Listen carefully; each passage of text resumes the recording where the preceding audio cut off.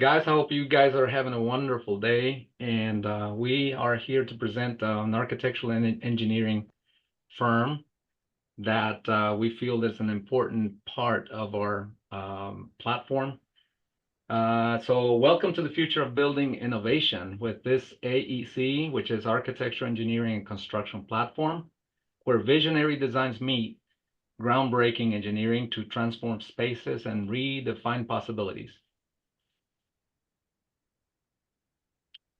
The executive summary, the key factors that drew us to this company is that the A&E services to the federal government, mainly VA.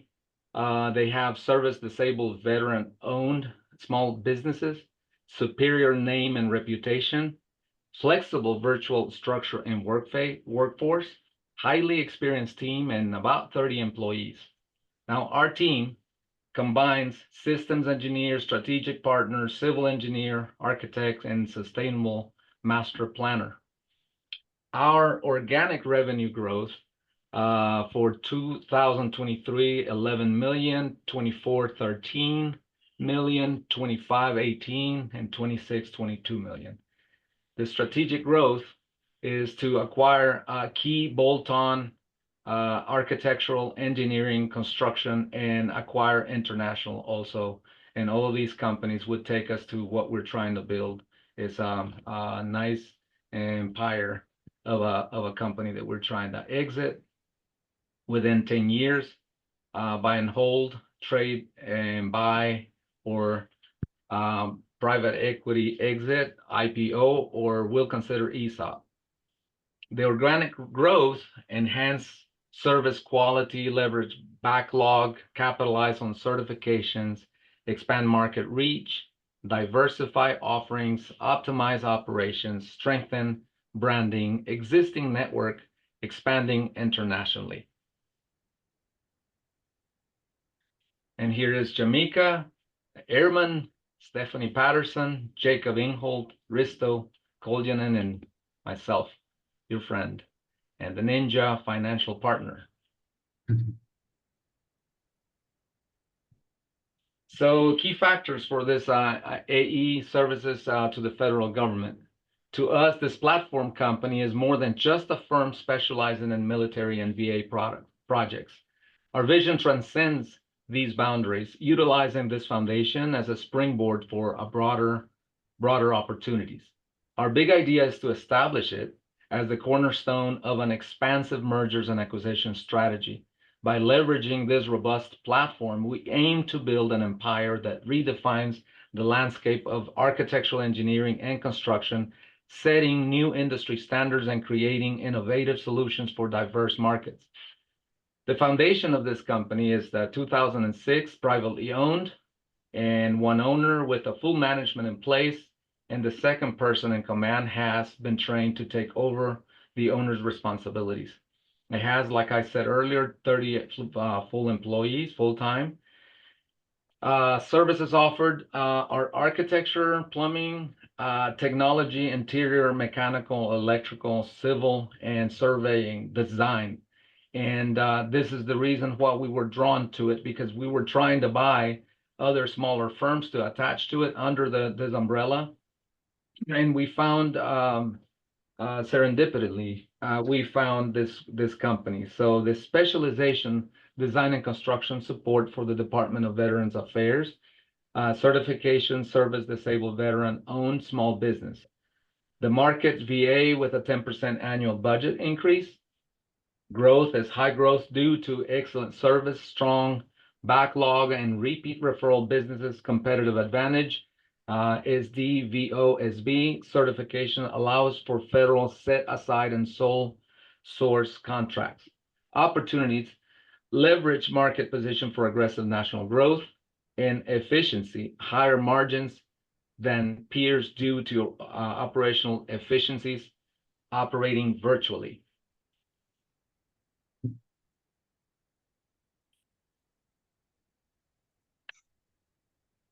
And here on the surface, yeah, go ahead, Jamaica.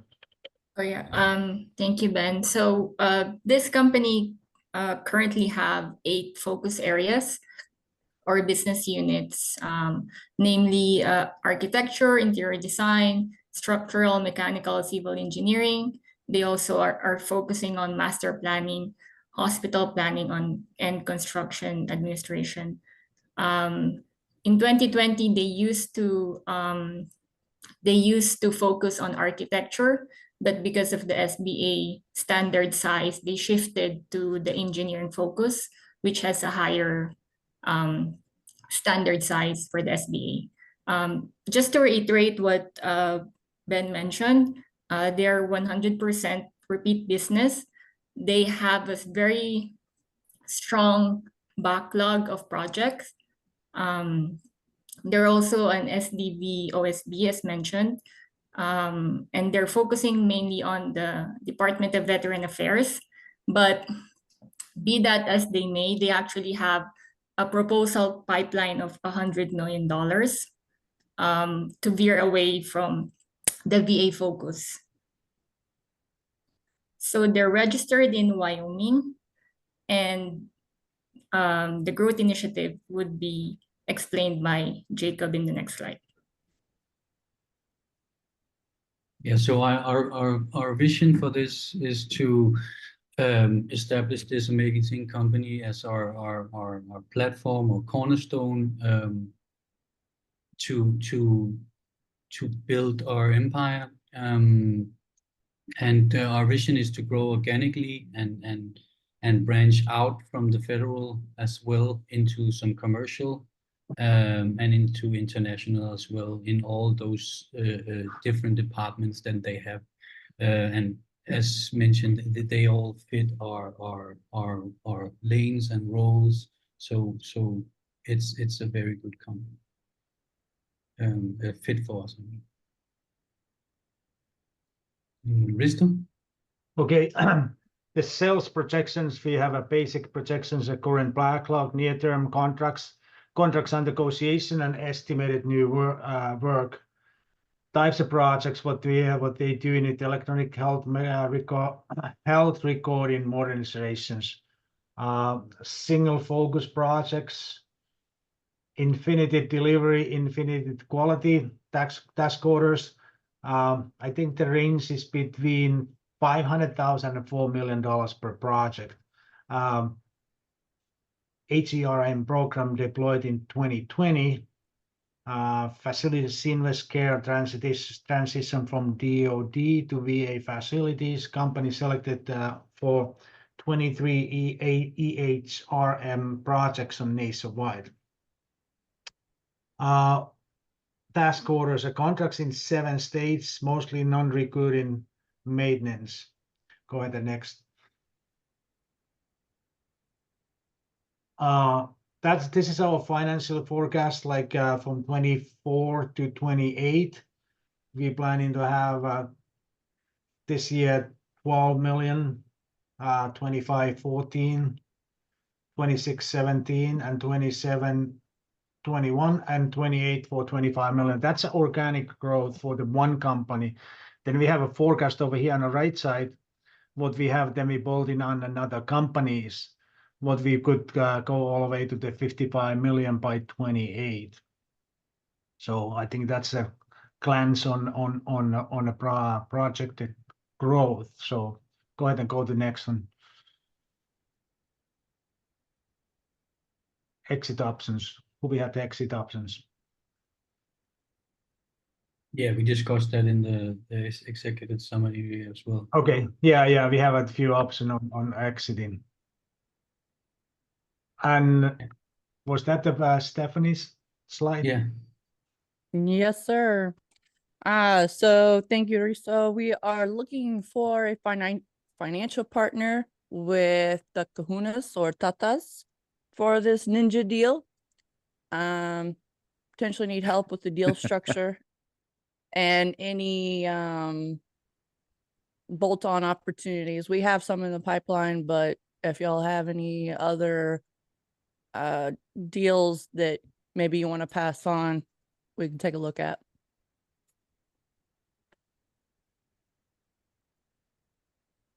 And I'll hand it back over to Aristo for the one sheet, unless anyone has any questions.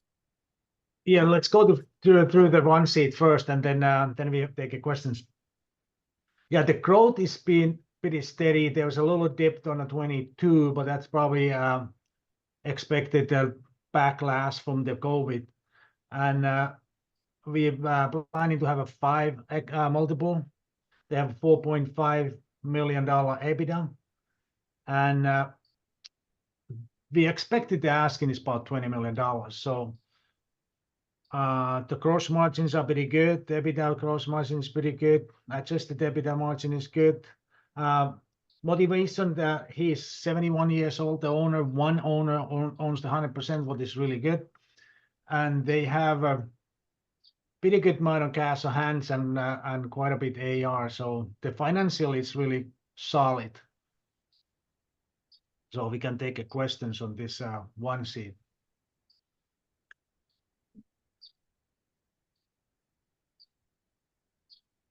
Yeah, if I could just jump in real quickly, just for educational purposes, this is an example of a company that's got really solid margins. Just wanted to drop that in there. Kyle, you have comments? Oscar. Now, I saw in there in reference to, because I know that you guys are trying to get away from the government aspect of things. Whereas if you put in, somebody already certified as a military, all of the things that he is, in the meantime, he stays on board to actually, maintain those government contracts, because again, that the VA spends a lot and continuously spend a lot. We No, are that's- planning that- to maintain it. We are planning to maintain it. Okay. And Stephanie has that status.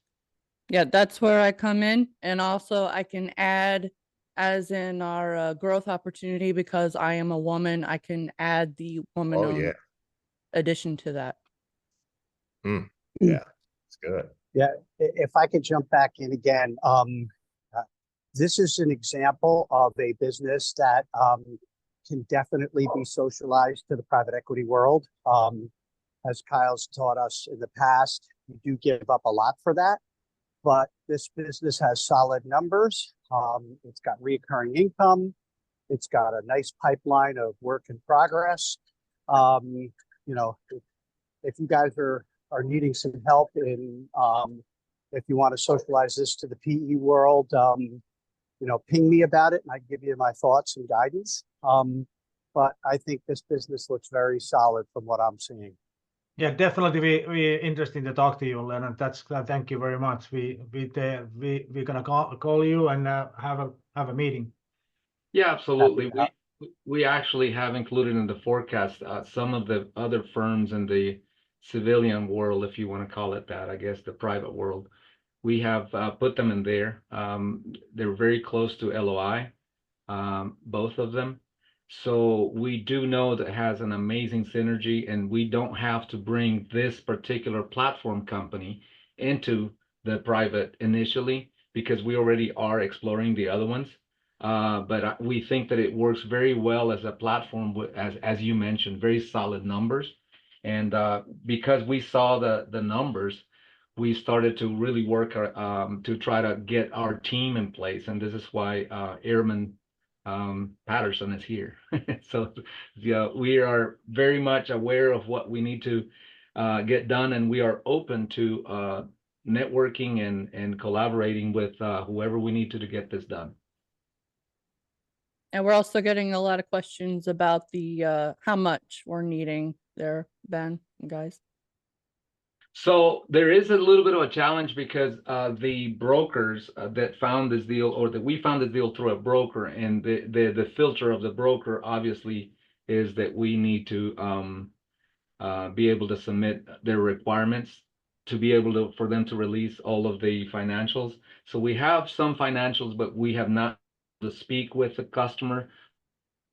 And so we are trying to ourselves, this is part of why we dare to bring it out as early as we did, because we really want the input. Maybe if you guys have an idea as to what it would be worth, you guys can tell us and coach us in this. I've never bid into a business of this size, but we're thinking that the neighborhood should be around the 5 multiple, but we doubt that that's going to be. They're probably going to be upwards of 7. If you guys have any experience with this, let us know.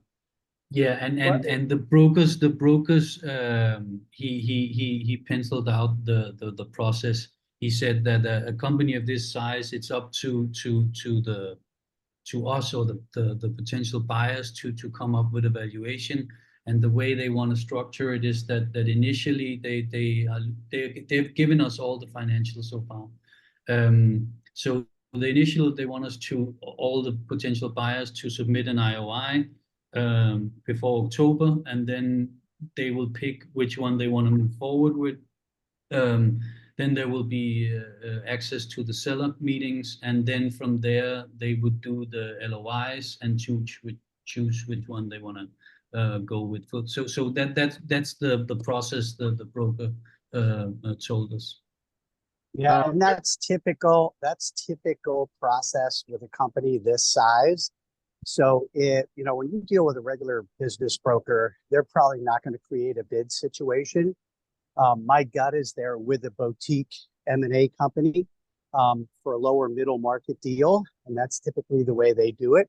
You submit an IOI with your best offer. The seller then looks at the different offers and decides who they want to have a seller's call with. Candidly, the challenge is PE is going to be interested in this, right?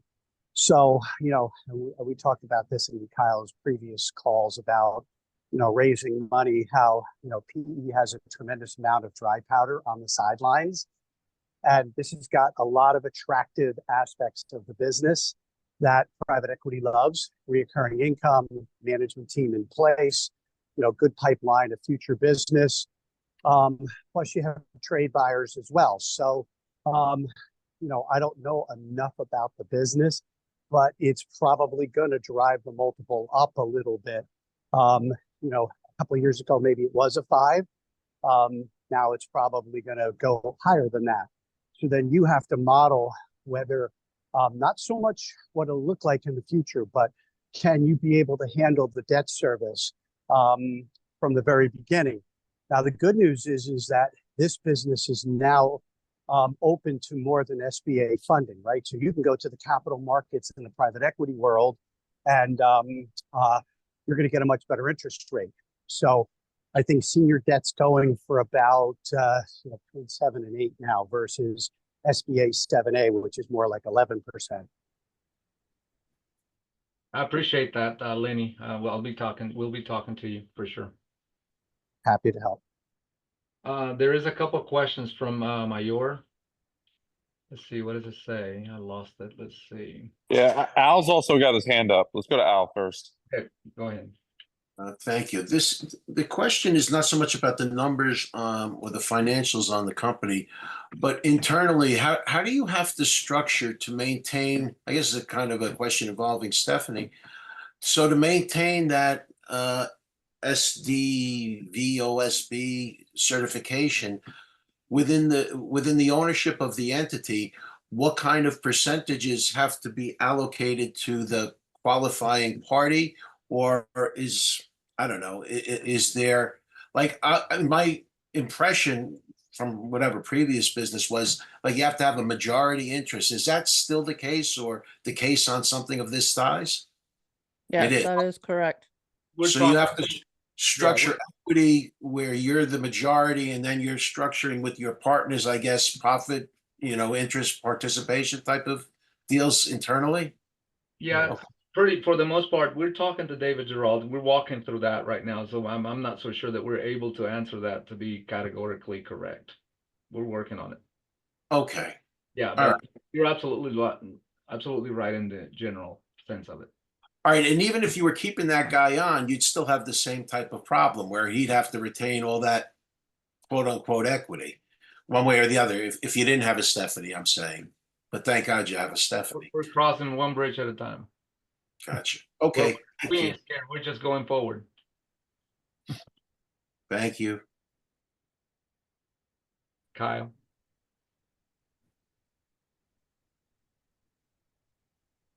Yes. Did you want to monitor the other questions, or you want me to go back to Mayur? No, Mayor, do you want to just talk through your questions? Since I see you got a couple in there. Yeah, sure. So which sector out of the 8 is most profitable, do you know? Yeah, Yeah, they well, focus on engineering side, so the mechanical, civil, and structural engineering. right. Okay, got it. And then is this in your lane? Yes. Well, I mean, that's what we try to put the team up front and to let you know what we all do. So yes, it is very much in our lane. Okay, awesome. Awesome.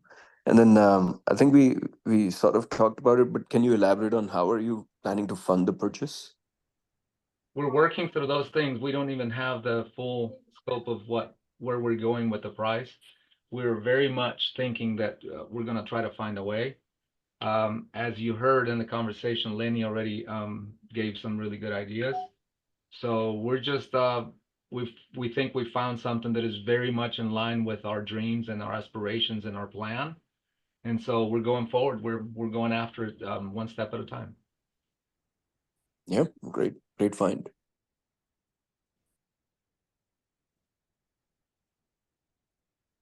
Yeah, we have 2 other companies what we're working on really closely, what we can bolt on right away on this one.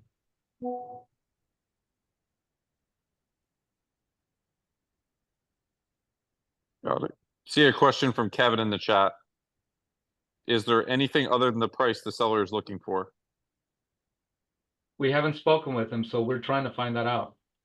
The primary objective to bring this to you guys, not that we wanted to be unprepared, we really wanted to get some of the ideas to start getting us to think the right way when we speak with a seller. We would be using leveraging this pool of good minds to give us these points and these questions. So we appreciate it. Yeah, and to add to that also, we've spoken with the broker, and it seems like the seller has high emphasis on taking care of the employees as well. Right.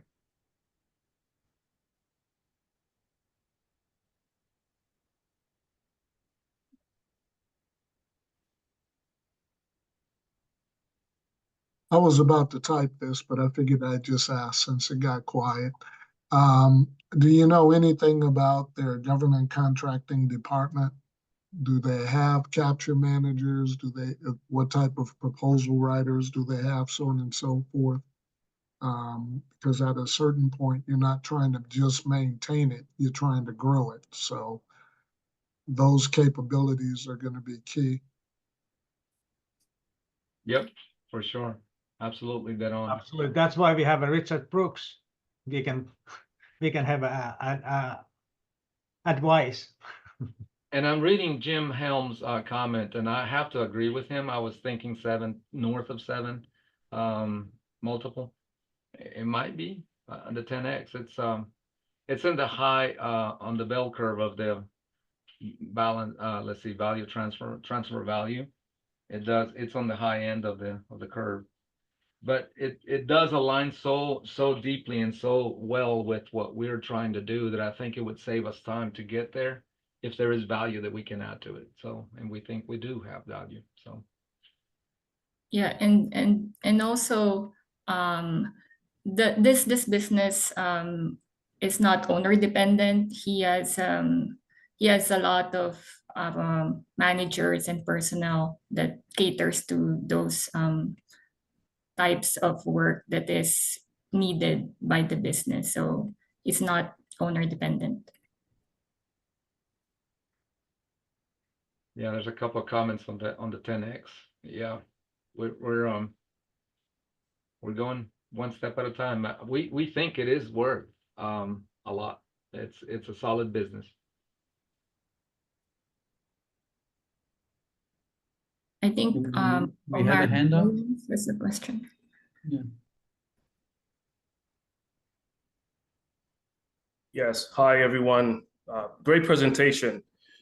So working with people always inspires me, and just seeing a team like this come together, I'm always curious to know from the outset of the prospecting, finding the deal like this, what's the framework of building out the team, realizing the different components that will be required to really make this attractive to the seller. And then also internally knowing that each component that you bring on board will ultimately add value if the deal is completed. Who wants to tackle that one, guys? Go ahead, Ben. Well, in my estimation, I think we got very lucky. We've been working together for months. Risto and Jamaica and I have been working together. And when this deal popped up, for over a month and 2 months, I guess, Jacob is been also integrated in another deal, also in the same lane. So we decided to merge the team because we started seeing that the skills and the value that everybody was adding was so powerful that we thought that there's a lot more to gain by teaming up than to be afraid to share a project. So because we started to having such a powerful synergy, we started to manifest our mastermind among ourselves for a bigger deal so that we could do a platform, because we're dreaming big, we're thinking big. So this deal popped on the radar, and because we already had the engineer, the civil engineer, the master planner, the logistics engineer, and myself, we just thought, well, we're gonna start looking for something bigger, and this one popped up. So we knew we needed a person, and I'm very close. I appreciate Stephanie very much. We were goose together, and I learned a lot about what her, getting things done. So I thought, this is a meritocracy here. We actually work our way into this group, and so that's the filter that we have used. I don't know if that helps you, but that's basically how we've done it. And Omari, I can also speak to the fact that you never know what qualities, what value you will bring to someone, right? And I've been in the program for a little over a year now. I just had my 1-year anniversary last month. And it's just a matter of collecting just random things about yourself, being confident in yourself, and then putting it out there. I put it out there a few different times now about how how obviously I'm a woman and I'm a service disabled veteran. And I put that out there that, hey, if you need some government contracting, let's try to see what we can do. And there you go. That has really helped building this team. And I'm part of another team where my other skill sets have helped and provided value there as well. So just put yourself out there. You never know. Everybody knows. Everybody knows that Stephanie's a badass. That's right. That is right. Well, ultimately, though, I think you do need to be able to work together with and see eye to eye with the professionalism of the other members in the team, and I think that is 100% getting it done. Yeah, you got to be able to click together. If you can't see yourself hanging out with your partner or partners on a regular basis, it's not going to work. Yeah, it's not going to work, because you're going to be spending a whole lot more time with them than you are your own spouse. So you better be on the same page and everything with them. Thank you. James has a hand up. This is more thinking out loud than anything, because y'all have answered pretty much all the questions. I agree with Steve Holland 100%. As this deal, you have the greatest chance of winning this deal and success by building your rapport with the broker. But then the other aspect of it is y'all need to think about it and pray about it and come up with something that's going to distinguish you beyond just taking care of the employees. but beyond that's going to click, that's going to tick that, it's going to catch the attention and tick the box of that owner. That whenever Already he on it, reads it, James. good, good. Look, Because I've already been doing some background research on the owner, and we have at least one game plan. Yeah. And we're building more to it so that we'll stand out in the IOI. So the key aspects are is the broker, then Right. the owner, and then the financial partner, and you've got a good team. So there's no reason, unless somebody just comes in with some crazy numbers that doesn't work, y'all should win this. And congratulations, great presentation. James, I God- appreciate that. Thank What- you. you God have any- bless y'all. That could happen, given the size of this. Yes, Part of that conversation, and I would have it conversationally, not an interview with the broker, but I would try to see if I could glean any insights on if he's taken it to any institutional buyers, whether they be strategic trade buyers or private equity groups, because it's big enough where it'll get a little interest from both. Okay. At the end of the day, my experience, even with owners that were in their 80s and they've had the business 50 years and they tell me that the employees and that legacy is the most important thing, they all lie. It's always about the money first. That's not to say that that legacy is not important and you don't have to address it, but it's still going to come down to the money. And you've got some options. There's enough there where you could make part of this an ESOP to lock up those employees and take care of them and win that over. You could also raise equity and debt to acquire the business. So you've got some options in the structure. But I would agree that you wholeheartedly have to focus on building massive rapport with this seller. Okay. At the end of the day, that's going to be more important than the broker, because you want, in that seller's mindset, to view you and your team as the best potential partner to transfer his business to. Okay. And that'll offset. It's still not going to overcome, somebody else coming in and offer them an extra X or two on the multiple. But all the private equity funds, and I talk with a lot of them, you get around that 4.5–5 million in EBITDA mark, and they would like to buy it under 10x. But the reality is a strategic trade buyer will force them above 12 more times than not. Okay. So that's what you guys are going to be up against. And that's why I made the comment, I get to pull the deal stats, right? So you've got some data to substantiate it, but I suspect it's going to be way closer to 10 than 5x, like you were hoping. Right. Yes. Okay. Very good point. Yeah, we actually been practicing. We have one seller, similar company, a little bit smaller, but we've been practicing and we're really good side on the seller right now. Yeah. He wants to sell to us. And that's what you want. And you got to be super careful. This is a fine line that you have to walk, but your vision and plan for the growth of that legacy is how you're going to win them over. And that's how you're going to win the equity investors as well, whether it's a private equity fund or individual proteges. But you got to be careful not to communicate too much of your plan. You don't want to be giving away free advice, right? Wow. But you've got to give them enough to hook them and get them to the boat. My goodness, that's awesome. Jim and James, amazing input. Great. Thank you so much. If I may just say one last thing, is Jim is spot on, 1000% spot on. And one other thing that y'all, and I know y'all are probably doing it, but I would, if you're having to go in there and you win the deal at a higher multiple, first thing that you got to do is you got to go in and you need to increase business as quick as possible. And so you need to be looking at other spaces because there's enough meat on the bone here that you can pivot very easily into another market or into this and that, and look at the markets and see what the next hot trend is. If it's medical, if it's this, if it's that. And go ahead and have everything in place so that way, once you take hold of the business, you can pull the trigger and then you can immediately start seeing returns coming in to cover debt, to cover this and that. But it's a great presentation. Great.